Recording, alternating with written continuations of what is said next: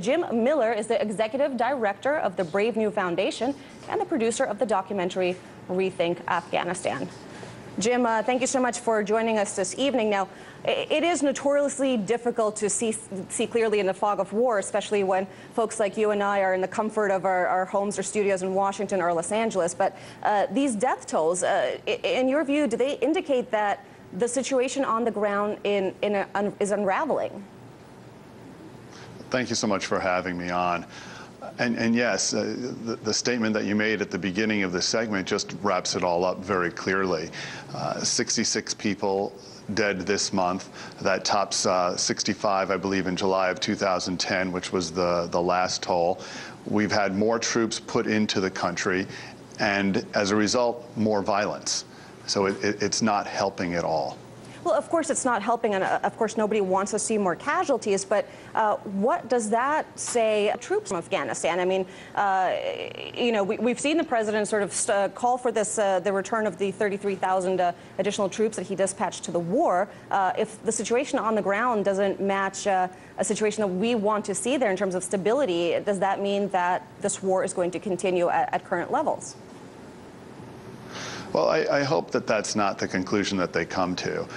Hopefully that they'll see that putting more troops in to Afghanistan is not going to help the situation. I think they need to negotiate better. Right now, the negotiations with the Taliban are basically saying, okay, you renounce violence and surrender, and then we'll leave. If there's not going to be a real diplomatic talk about what's going on, I think on both sides we're going to keep seeing people die. And as you said, we're going to see the costs go up. Well, and also to play devil's advocate, I have to say, I mean, if that withdrawal process is sped up, right, if we do bring home the troops, as many have called for, and the situation on the ground drastically escalates for the worse, I mean, wouldn't the Americans in some ways be held responsible? I mean, does the so-called Pottery Barn rule apply here? You know, it's strange to do what-ifs in that situation. Why not a what-if we remove all the troops and then peace prevails? Or what if we remove all the troops and then the tribes within the country actually come to some conclusions together? Why does it have to go to the other side? I don't understand.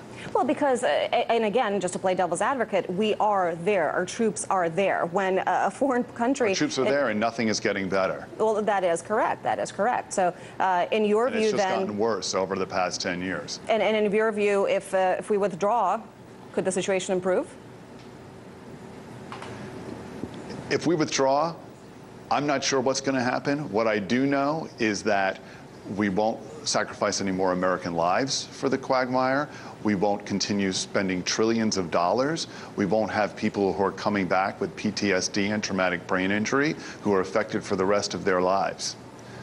Well, all good points. That's what we know for certain. Right. Well, let's look at the economic impact of all this, because I know that war is sort of difficult to grasp, especially when it's a foreign land and far away, but the economy is on everyone's mind right now. With the Pentagon itself saying that it's spending about $2 billion a week in Afghanistan, and obviously if the Pentagon is saying that, we know that the estimate should be probably a little bit higher, that's $2 billion U.S. tax dollars that could be spent on, I don't know, education, on health care, on economic stimulus. I mean, it seems to me that we haven't made the connection in this country between what we spend on war and how that impacts our lives here in America. What's your take on that? I think you're exactly correct. We started Rethink Afghanistan about 2 years ago, and we did focus on the deaths. We focused on the injuries. We focused on the long-term effects of the people that were sacrificing being there. It really wasn't until we started talking about the cost of the war that people started to pay attention. And I think now more than ever, as we continue to talk about the costs, and we've started a new project, warcost.com, where we specifically go over everything that you've just spoken about. The money that could be saved, where it could be spent, and the fact that defense does not create jobs. Well, and yet you have the Defense Secretary, Leon Panetta, saying that defense cuts are off the table. And we have a situation where defense spending in this country increased by 40% since 9/11, not including the wars in Iraq and Afghanistan. We spend more on defense than the rest of the world combined, 6 times the amount of China. And meanwhile, the Pentagon is obsessed with bigger and better war machines like the Joint Strike Fighters. What for? I mean, to protect us against some loosely organized guys with box cutters on an airplane or homemade bombs? What, in your view, is really behind... Or to protect their jobs. Right. So expand on that. Luckily, Leon Panetta is not going to be making the decisions of the Deficit Commission. Luckily, Leon Panetta is not the end-all when it comes to what we're going to spend and where we're going to spend it. He's in service of the American people, as I see it. And the more people who express their opinions, then the more power that we'll have in trying to cut this defense budget down to where it should be. But the Deficit Commission, as Rethink Afghanistan, Robert Greenwald recently wrote, is getting funding, lobbying contributions from defense contractors. So talk a little bit about the cycle between the contractors and our policy. Is Eisenhower's nightmare essentially coming true in terms of the military-industrial complex?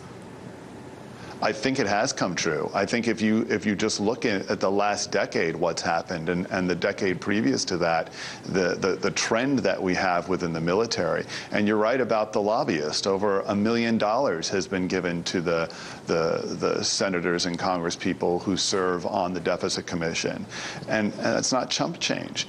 And it is a cycle where the people who have the money are going to be defending whatever procedures they feel that we should be taking in order really to keep their own jobs. They're not thinking about the greater good. They're not thinking about the people who go and actually fight these wars and the people who come back and their families. And they're frankly, I feel, not really taking the whole economy into consideration when they're spending these trillions of dollars up front.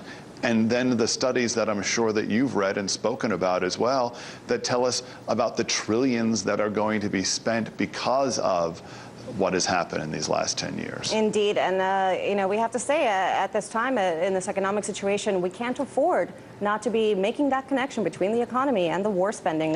Jim Miller, thank you so much for your time. Thank you.